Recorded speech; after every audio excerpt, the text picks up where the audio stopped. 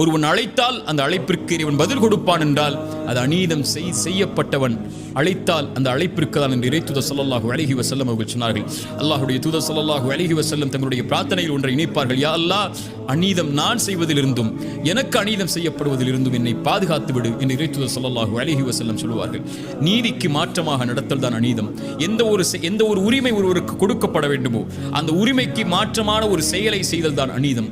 இந்த அநீதத்தை இறைவன் தடை செய்து விட்டான். இறைத்தூதர் ஸல்லல்லாஹு அலைஹி வஸல்லம் அதனால் தான் சொன்னார்கள், இறைவன் கூறுவதாக, என் அடியார்களே, அன்போடு அழைத்து சொல்கிறான், என் அடியார்களே கேட்டுக்கொள்ளுங்கள், அநீதத்தை நான் என் மீது தடை செய்து கொண்டேன், உங்களுக்கு மத்தியிலும் தடை செய்திருக்கிறேன். ஃபலா ததாலமு, உங்களில் ஒருவருக்கு ஒருவர் ஒருபோதும் அநீதம் செய்யாதீர்கள்.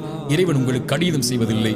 ஆனால் நீங்கள் படைப்புகள் உங்களுக்கு எந்த உரிமையும் அநீதம் செய்வதற்கு இல்லாத பட்சத்தில் உங்கள் பெற்றோர்களுக்கு, உங்கள் உறவுகளுக்கு, உங்களுடைய கணவனுக்கு, உங்களுடைய மனைவிக்கு, பிள்ளைகளுக்கு, நண்பர்களுக்கு, உறவுகளுக்கு, அண்டை வீட்டாருக்கு, தெரிந்தவருக்கு, தெரியாதவருக்கு, உங்கள் மதத்தை சார்ந்து வாழ்பவருக்கு, உங்களை மதத்தை சார்ந்து வாழாத எவருக்கும் ஒரு கடுகளவு கூட அநீதம் செய்து விடாதீர்கள்.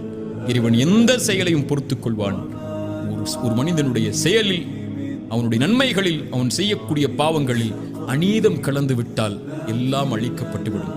அநீதம் செய்யப்பட்டவன், நான் ஒருவனுக்கு அநீதம் செய்து அநீதம் செய்தவன் எனக்கு எதிராக ஒரு பிரார்த்தனையை செய்து விட்டால் அவ்வளவுதான், வாழ்ந்த வாழ்க்கை முழுக்க வீணாகும். இறைத்தூதர் ஸல்லல்லாஹு அலைஹி வஸல்லம் கூறிய இந்த செய்தியை பாடமாக படிப்பனையாக பெற்றுக்கொள்வோம்.